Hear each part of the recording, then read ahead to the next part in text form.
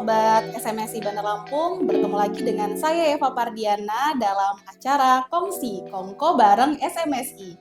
Kali ini kita akan ngobrol-ngobrol santai dengan narasumber yang bisa memberikan inspirasi berwirausaha untuk teman-teman semua. Langsung saja, saya perkenalkan bintang tamu kita hari ini yaitu Kak Umar Robani. Hai, saya Umar. Kak Umar Robani ini adalah salah satu pengusaha thrifting yang ada di Bandar Lampung. Benar ya, Kak? Benar, Mbak. Apa nih nama bisnisnya? Namanya Ruang Thrift. Ruang Thrift. Kalian juga bisa follow akun bisnisnya Ruang Thrift di @ruangthrift. Ruang Thrift. Kalau misalnya untuk Ruang Thrift ini, mereka juga melakukan penjualan via Shopee ya, Kak ya? Via Shopee. Sama namanya Ruang Thrift juga. Sama. Nah, karena bintang tamu kita hari ini adalah seorang pengusaha thrifting atau jual beli pakaian bekas, maka hari ini kita juga akan membahas soal seluk-beluk thrifting, dan yang lagi rame juga nih soal gembar-gembor nih katanya bisnis thrifting ini bakal gulung tikar. Benar apa enggak ya? Sekarang kita langsung aja ngobrol dengan Kak Umar. Sebelum kita bahas tentang isu-isu yang baru berkembang sekarang ini, boleh ceritain nggak sih dulu apa yang bikin Kak Umar akhirnya tertarik untuk menekuni bisnis ini? Alasan ya, awal ya. Jadi Mulainya awal tahun berapa dulu tuh? kalau mulai itu dari tahun lalu ya, kayak sekitar bulan Maret juga, itu sebelum bulan puasa. Jadi awalnya sebenarnya iseng, kayak saya kan ada tabungan. Tabungan ini kan dia jadi duit nganggur. Nah, ini tabungan bareng pacar lah, bareng pacar saya.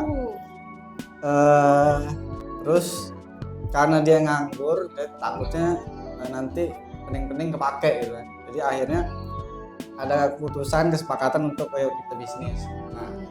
Nah kebetulan pacar saya ini pegiat lingkungan juga, Mbak. Oh gitu. Jadi pikir gimana bisnis apa yang kira-kira juga dukung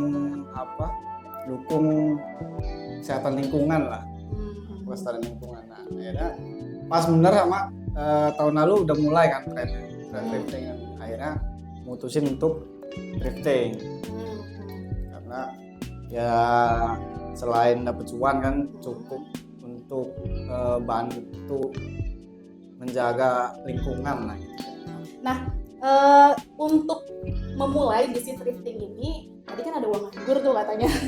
Berapa banyak sih modal yang kita butuhkan untuk memulai bisnis ini? Lalu modal utama biar kita, yang namanya thrifting kan pakaian bekas. Pakaian bekas kan kita kalau nggak pinter-pinter pilih-pilih barang itu belum tentu laku. Nah, gimana nih modalnya? Lalu untuk memulai ini apa sih yang diperlukan? Kalau modalnya dulu karena baru nabung juga baru nabung, jadi ada modal awal cuma 2 juta. Cuma 2 juta. Ya cuma 2 juta ngambil karena Karena modal sedikit, jadi kan ambil barang yang bisa dapet banyak lah. Nah kalau bal dia kan nggak bisa harganya tinggi tuh, jadi ambil sama orang yang bawa karbal, jadi kita ambil. Nah, jadi kita sekali enaknya sebenarnya kalau kayak saya yang di awal enaknya kita bisa milih barangnya. Jadi orang bongkar bal itu online kalau dulu, orang bongkar bal live biasanya di Instagram tuh. Jadi kita milih, cuman rebutan kan sama yang lain. Jadi kalau dapat yang bagus dapat, kalau enggak. Tapi lumayan lah bisa dapat yang bagus-bagus. Apa aja sih itemnya yang dijual sama Ruang Thrift? Kalau awalnya main di kemeja sama celana, terus sempet rame di celana, terus banyak celana. Kemudian karena trennya kemarin sama, bukan tren juga sih, banyak kan stok jaket. Jadi banyak pemasok atau supplier itu dari nyetok jaket. Jadi akhirnya kemarin sempat main jaket juga, jaket vintage, jaket sport gitu. Paling banyak apa sih yang dibeli sama konsumen? Kalau yang paling banyak sih model-model vintage. Kalau jaket lumayan lah, jaket vintage cukup banyak, sama celana corduroy. Celana corduroy ini selain rame dia susah nyari barangnya.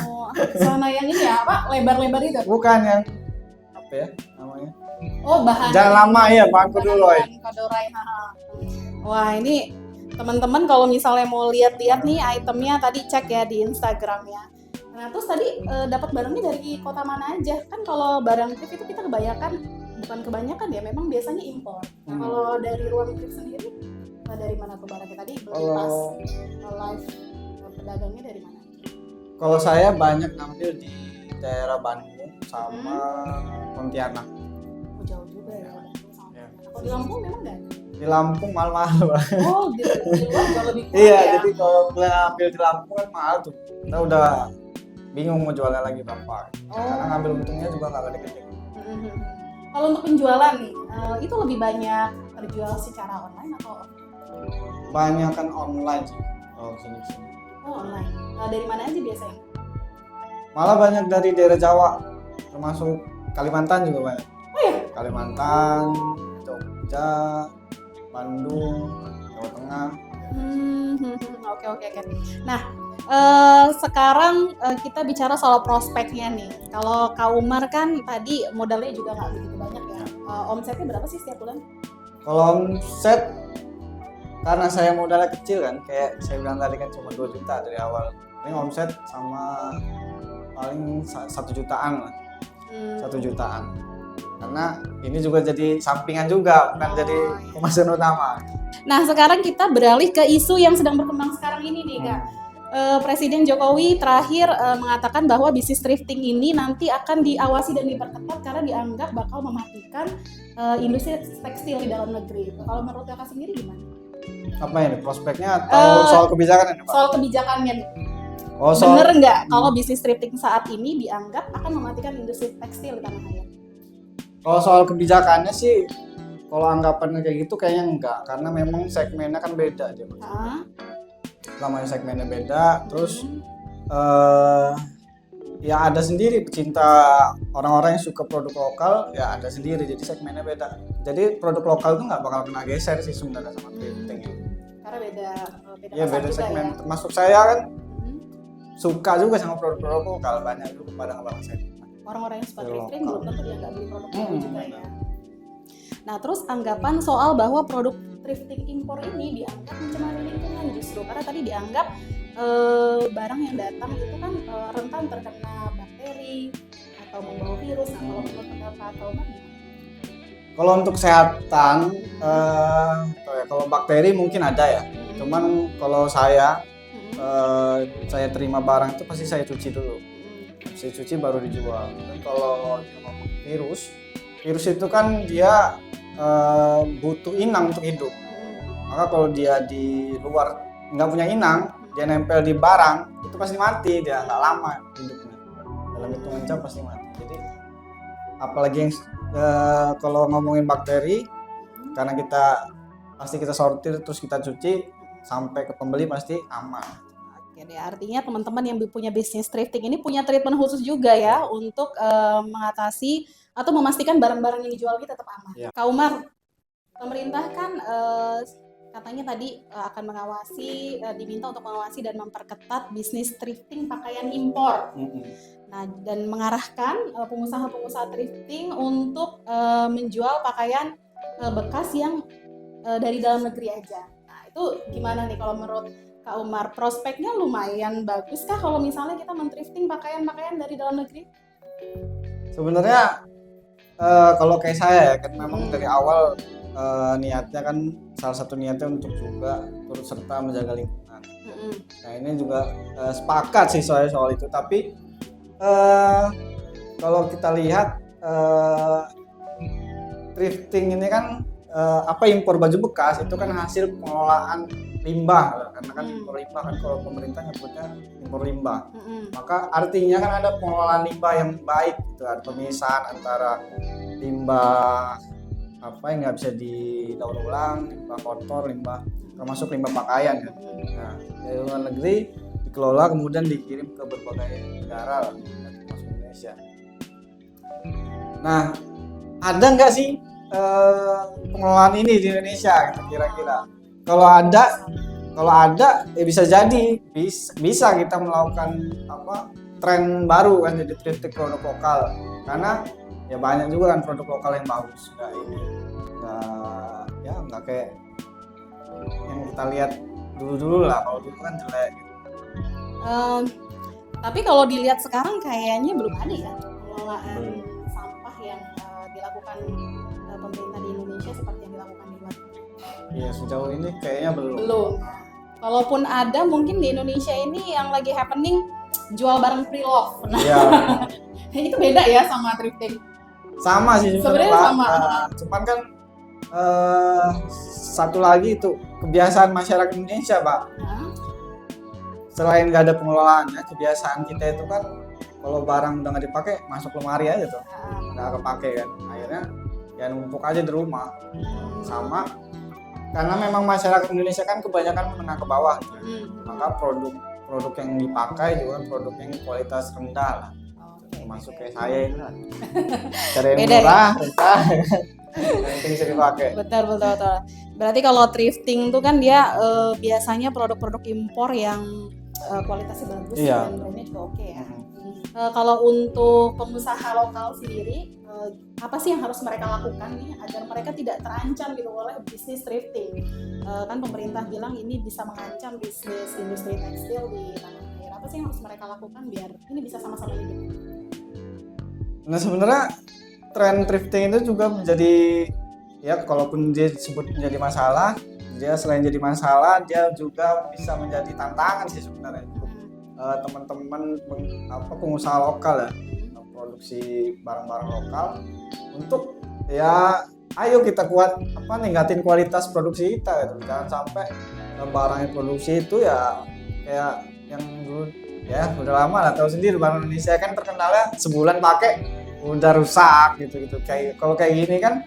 Nah ini kan sebenarnya semangat teman-teman, salah satu semangatnya lah selain bisnis menghindari hal kayak gini. Jadi kalau udah cuman sebulan dipakai terus rusak kan nggak bisa dipakai lagi tuh, jadi limbah.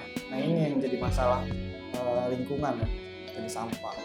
Jadi memperpanjang masa pakai pakaian juga sebenarnya bisnis ini ya. Nah ini kalau kita untuk membedakan, teman-teman kan punya segmen pasar sendiri nih, penyuka thrifting dengan barang-barang lokal. Sebenarnya kalau dari segi kualitas, menurut Kak Umar apa sih yang bikin teman-teman penyuka thrifting ini memilih produk-produk bekas ini? Kalau kualitas sebenarnya nggak jauh beda ya. Cuman kan menang thrift ini dia branded, Pak. Brand luar kan dia yang kalau orang punya hobi sama branded kan taunya mahal. Lewat jalur ini kita dapetnya murah. Nah makanya saya bilang dia punya pasar yang beda, segmen yang beda sama anak-anak lokal. Jadi teman-teman yang tentu yang dicari sama konsumen thrifting ini kualitas dan brand. Jadi teman-teman bisa pakai baju yang oke, dengan brand yang oke juga, tapi dengan harga yang jauh lebih murah. Nah terkait isu tadi yang sekarang sedang berkembang soal pengawasan bisnis thrifting, apa sih harapan dari teman-teman pelaku bisnis thrifting ini ke depan untuk pemerintah? Nah, kalau harapannya sendiri, karena kita kan harus mengakui juga ini tren ini bukan baru sekarang gitu loh Pak. Dari zaman saya kecil juga udah ada tren thrifting. Nah ini harus sebenarnya harus diakui sama pemerintah, orang udah ada kok. Nah ini kan termasuk di luar negeri lah ada, nggak cuma di Indonesia. Gitu. Bahkan di negara besar kayak Amerika juga ada tren thrifting. Jadi ya karena ini udah ada, ya silakan mendingan dikelola gitu. Ini harus diurusin, harus ya terkelola, terpantau bagaimana sistem kerjanya, bagaimana distribusinya. Nah silakan lebih baik seperti itu kan. Karena kalau pembenaran pemerintah melakukan ini untuk menyelamatkan ekonomi pengusaha lokal, pengusaha yang produksi pakaian lokal, tapi di satu sisi kan mematikan pelaku-pelaku usaha thrifting. Jadi solusi pemerintah untuk menghentikan kegiatan ini menjadi jadi makan korban juga gitu, sama aja gitu. Jadi ada yang diselamatkan, ada yang mati. Apa bedanya kalau ada yang mati terus ada yang hidup? Sama aja. Jadi sebaiknya pemerintah justru mengelola dengan baik ya bisnis yang sudah cukup happening karena Iya. lumayan banyak juga ternyata teman-teman pelaku bisnis thrifting di tanah air. Dan ini kebanyakan dilakukan oleh anak-anak muda, Iya benar. milenial yang ngerti fashion dan mau mencari produk-produk thrifting yang berkualitas untuk dijual kembali. Namanya modal tipis mau usaha. Nah, itu dia. Modalnya tipis dan cuan tadi ya teman-teman. Nah, itu tadi teman-teman perbincangan singkat kita dengan Kak Umar Robani tentang seluk-beluk bisnis thrifting atau jual beli pakaian bekas. Kalau kalian tertarik untuk belajar bisnis ini, kalian juga bisa loh tanya-tanya ke Kak Umar lewat akun Instagramnya tadi. Sebutin dong akun Instagram pribadinya apa? Akun Instagram pribadinya Umar Robani, karena satu nyambung. Umar Robani. Nah, itu dia tadi. Terima kasih buat teman-teman yang sudah mendengarkan bincang kongsi kongko bareng SMSI. Sampai jumpa di episode berikutnya. Assalamualaikum warahmatullahi wabarakatuh.